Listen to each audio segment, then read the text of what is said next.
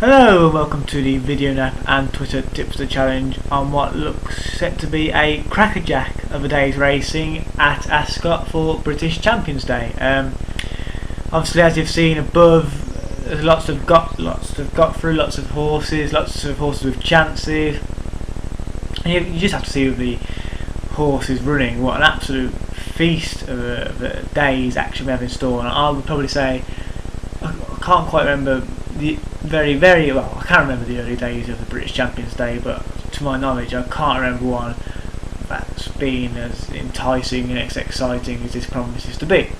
Anyway, on to the VideoNAP, and I'm going to go for mine. Well, I've gone for minding in the QE2. At the end of the day, I think, like I've said, I'm not saying the free-rolled colts are much of a muchness. That's not true. They're all decent horses, but I think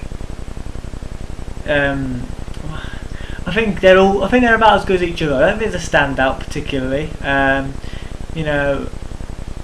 Galileo Gold can't be the standout considering he has been beaten by Ortad and was well beaten by Ribchester last time. Ribchester hasn't quite got the form in the book to be classed as a proper, a leading mile at the moment. His Marois win.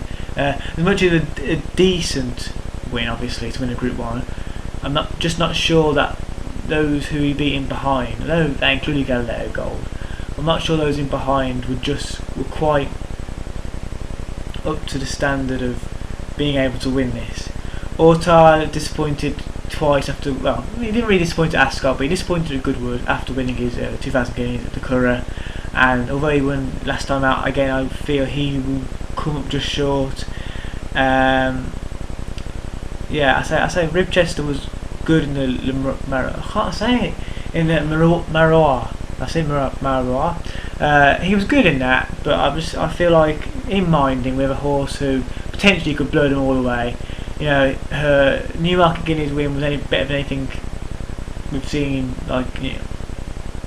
in any classic, I'd say, this season, really. The horse who possibly, would have been probably the most interesting, if he was still in training at the mile division for the free-roll, would have been the Gurkha. But having said that, had he have ran, minding probably wouldn't have ran. But there you go. So I just think if there's one horse that's going to blow the field apart and really going to give the free-roll colts a good beating, it's going to be minding. I don't really see much from the old generation landing a blow. Lightning Spear's probably the best of those, but although his third to Tepin in the Queen Anne was a decent run, I don't think that well. I just don't think what he's done around that is anything that will be troubling the likes of Ribchester or minding. He was good at Goodwood last time, but again, I don't think he's going to come short. I'll be surprised if he was in the top 3, to be honest. Well, would it be? Maybe not surprised, but I think they're a 3 better. I think Ribchester and minding will be in the top 2, possibly Galileo Gold 3rd, if he's back on song after his disappointment in the Prix-Jacques Le Marois. There we go. I hope that's alright pronunciation. Next best will be found. I suppose really it's more of a case of the price that she is compared to Almanzor being the appeal to me backing her. But after those string of twos next to her name as runners up efforts, it was nice to see her get a win in a race such as the Arc. And hopefully it won't be a case of she was primed for that day, which I think she was, but I'm hoping it's not a case of being primed for that day and she will boil over for the Champion Stakes here. I'm hoping that it's a case of she will thrive from that win, and having that win next to her name after being a bridesmaid so many times will allow her to keep